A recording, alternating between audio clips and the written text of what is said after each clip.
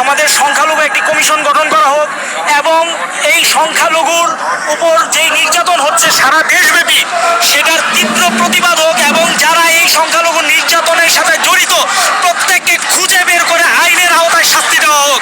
আমরা দেখতে পাই যখনই কোনো সরকারের পতন হয়, যখনই কোনো সরকার পদত্যাগ করে বা যখনই রাষ্ট্রের কোনো সরকার বদলি হয়, তখনই বেঁচে বেঁচে সংখ্যালঘুদের উপর নির্যাতন করা হয়, হিন্দুদের মন্দির ভাঙা হয়, হিন্দুদের নারীদেরকে ধর্ষণ করা হয়, হিন্দুদের সম্পত্তি দখল করা হয়, আর হিন্দুদেরকে বলা হয় তোমরা ভারতে চলে যাও। কেন আমরা ভারতে চলে যাব? এই দেশ কি আমার না? আজকে আমি একজনকে দেখেছি তার পুঙ্গ সন্তানকে নিয়ে এই প্রতিবাদে আসতে আর বলেছে বাবারে আমরা হিন্দুরা কি আমার সন্তানের মতো পুঙ্গ হয়ে গেল? আমি বলতে চাই মা, আমরা পুঙ্গ হয়নি, আমরা বাঙালি জেগে উঠেছি, আমরা হিন্দু জেগে উঠেছি।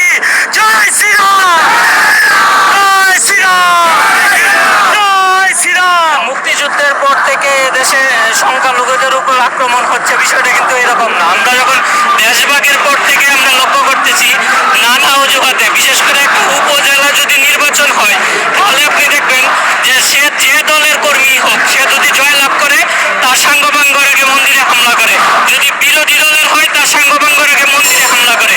এমনকি আপনি দেখবেন সরকার পরিবর্তন হইলেও সে মন্দিরে হামলা করতেছে এবং মন্দিরে হামলা করার সময় আমাদের সংখ্যালঘুদের ধর্মের বাইরে সকল যারা আছে বিরোধী অপশক্তি তারা প্রত্যেকেই মন্দিরে হামলা করে তাদের প্রতিশোধ নেওয়ার চেষ্টা করে এবং দেশটাকে একটা অস্থিতিশীল পরিবেশের মধ্যে নিয়ে যেতে চায়। আমি প্রত্যেক হিন্দু ভাই বোনদেরকে বলবো যে আপনারা প্রত্যেক মন্দির থেকে 100 জন করে কমিটি গঠন করেন এবং এটা আস্তে আস্তে 200, 300, 500-তে নিয়ে যান।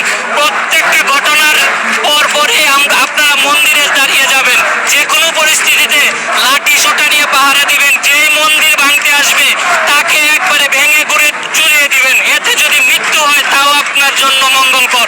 আমি প্রত্যেক হিন্দু ভাই বোনদেরকে বলবো